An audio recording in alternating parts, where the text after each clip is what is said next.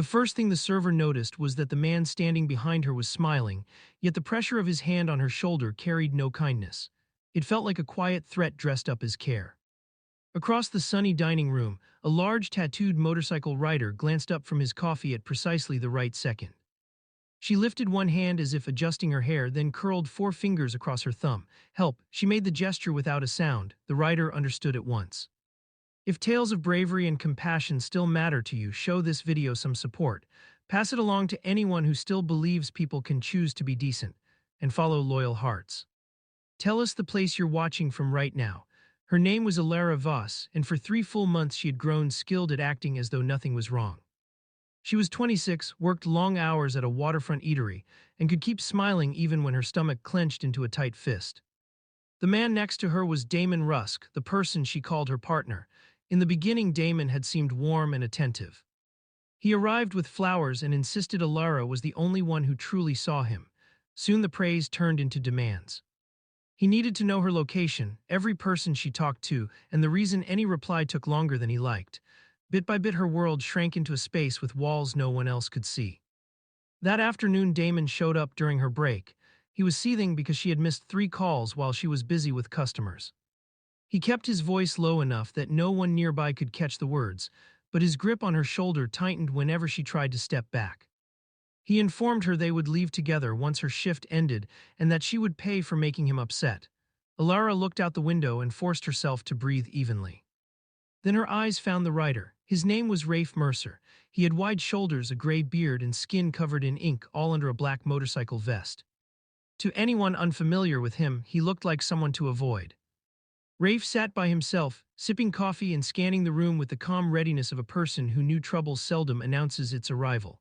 He caught the tremor in Alara's hand. Then he saw her gaze flick toward him and her fingers shift, 4 digits folded over a thumb. Rafe's face shifted. He did not leap up or raise his voice. He set his cup down, studied Damon for a few seconds, and looked back at Alara. He offered the tiniest nod. She came close to tears.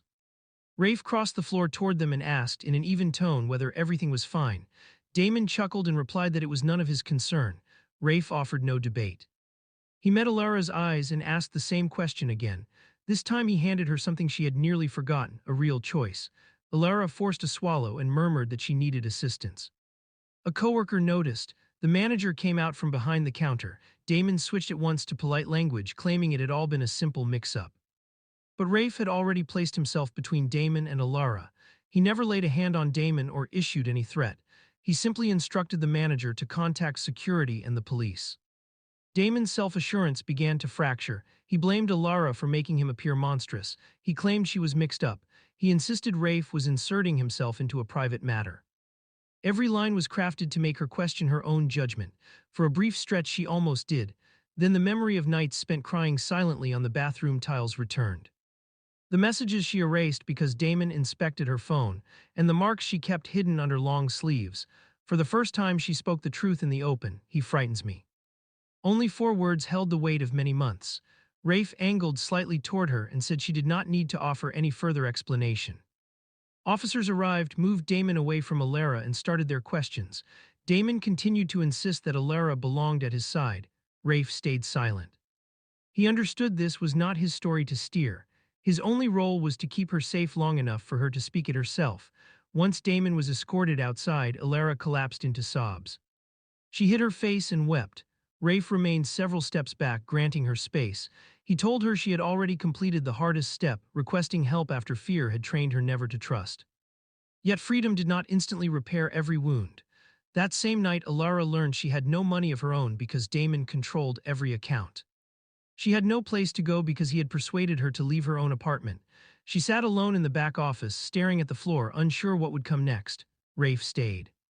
He quietly informed the manager that Alara required a secure location and reached out to a nearby support group. He never requested her phone number or any thanks. He never claimed he could solve her entire life. He simply arranged a ride to a confidential shelter and waited until an advocate appeared. Before Alara departed, she looked again at the imposing rider who had once made her uneasy. Now she recognized something else.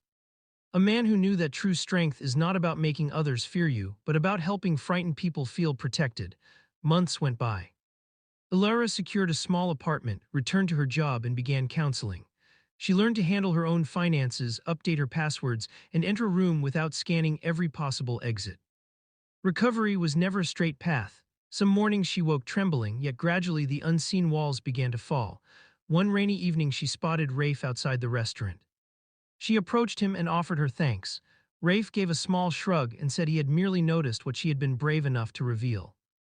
Alara told him that until that day she had been certain no one would believe her. Rafe answered that sometimes people do not need a rescuer. They simply need one person willing to pause, look carefully, and truly hear. Years afterward, Alara became a volunteer at a center that helps people leave controlling relationships. On her desk sat a handwritten note, "You are allowed to ask." Whenever someone arrived shaking or filled with shame, Alara sat beside them and listened. She understood how terrifying that first sentence could feel. She knew that requesting help was never weakness, it was the start of freedom. Years before, inside that bright restaurant, Alara had folded 4 fingers over her thumb because she could not yet find the strength to speak. A stranger recognized the signal, yet the deeper truth remained. She had rescued herself the moment she reached out. If this account moved you, please like the video, share it with someone who might need the reminder that they are not alone, and subscribe to Loyal Hearts. Sometimes one quiet act of noticing can open the door to an entirely different life.